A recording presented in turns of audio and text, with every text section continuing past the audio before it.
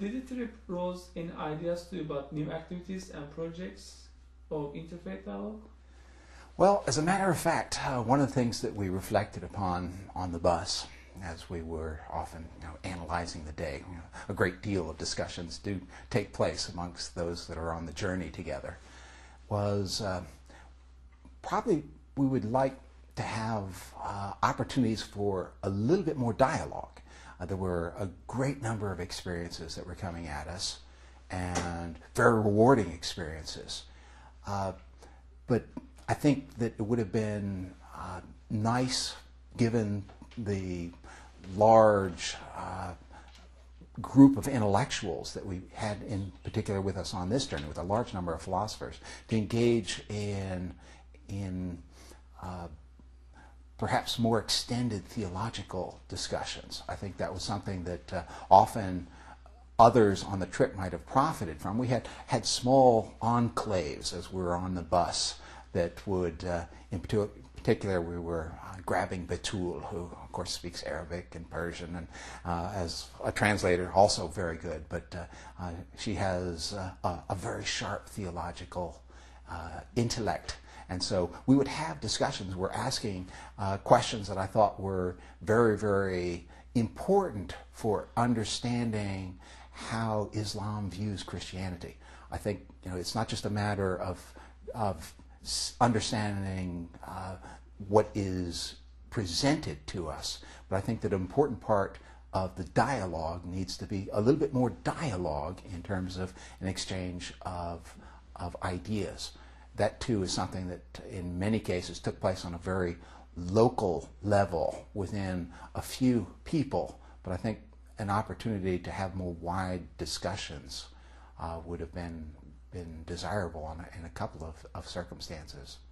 Other than that, I think the program is working wonderfully. What type of could widen this discussion to people, normal people, per se, like instead of like the intellectuals? What are things that can be done to spread the message, spread this dialogue to normal people on the street? Well, therein lies the great quest, because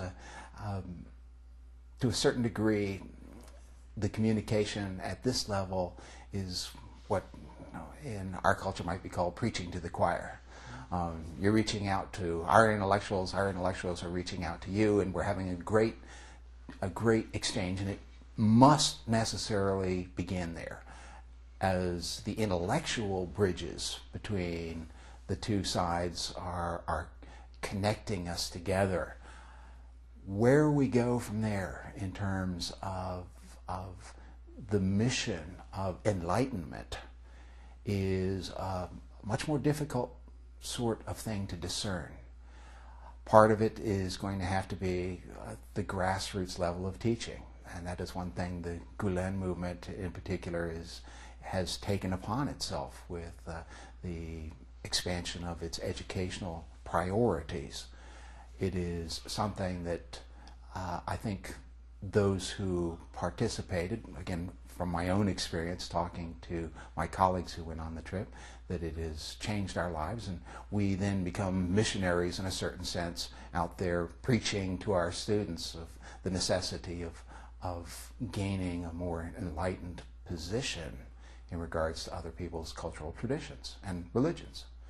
And so it's something that has to be a commitment on the part of the individual who's had the experience. And so I feel that exponentially, each and every one of the persons who is converted into an emissary for our common human bonds is going to go out and touch other people's lives. And so it may take time. It will take time. But I don't think we have any other choice. It's got to work that way. And you mentioned the role of Gulen movement in this interfaith dialogue, and do you know anything about that inspired this Gulen movement? What are things that inspired you that came from Mr. Gulen about interfaith dialogue? Well, I think it's very important to exercise moderation in all things. and I think that Fethullah Gulen seems to be an advocate of moderation on both sides, because intolerance is something inherently dangerous, and I think that there is nothing that expands toleration quite like dialogue and genuine understanding. It's got to take place. I think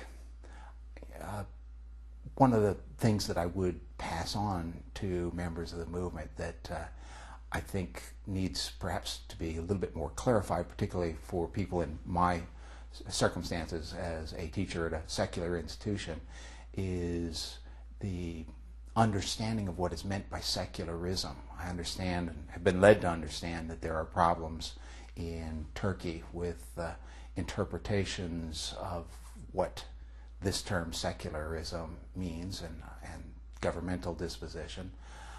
In our cultural tradition, with its more traditional separations of church and state, it is something that does have its advocates and it does have its detractors, certainly. But being at a secular institution and being a philosopher, if you will, primarily, I think that it can't be demonized. Secularism is not an evil in and of itself, but the application of ideas is where evil lies. And secularism in the United States is capable of promoting religious toleration. And so it is moderation in all things, I think, is very, very important. And I found members of the movement and all of the participants in IID to be very genuinely tolerant of alternative opinions. And so it was kind of the ideal ground for intellectual discussions to take place, because no one went away with bruised egos and no one tried to win arguments either, because ultimately when we have an exchange of ideas, everybody wins. And did you have a chance to read the works of Mr. Gulen? I have read several of the publications that we were given. I'm working my way through, but of course, beginning of the semester, I have a lot of things on the plate right now, but I have begun reading Gulen's ideas and have been backtracking to read much of the material on Rumi that we also were exposed to there in Konya. Another wonderful experience to go to the city of the great Rumi. But yeah, it's something that requires a good deal of reflection, because it is a call for a new way of thinking about things, and it's a new way of thinking for many Turks and a new way of thinking certainly for many Christians in the West. And what are the impressed you in Gulen's works?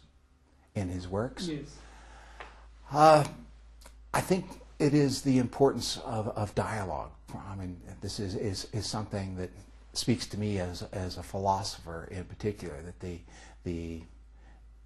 the only avenue that is going to get us where we need to go is to open lines of communication, and the efforts that he has undertaken to establish a rationale for dialogue itself. That is one of the fundamental things, is you have to realize why it's so important, so critically important to us as a species and as representative of our own cultural traditions, that dialogue is kind of the key. And I think that he is very much on the mark in regards to insisting that it's not optional, but it is requisite for moving forward.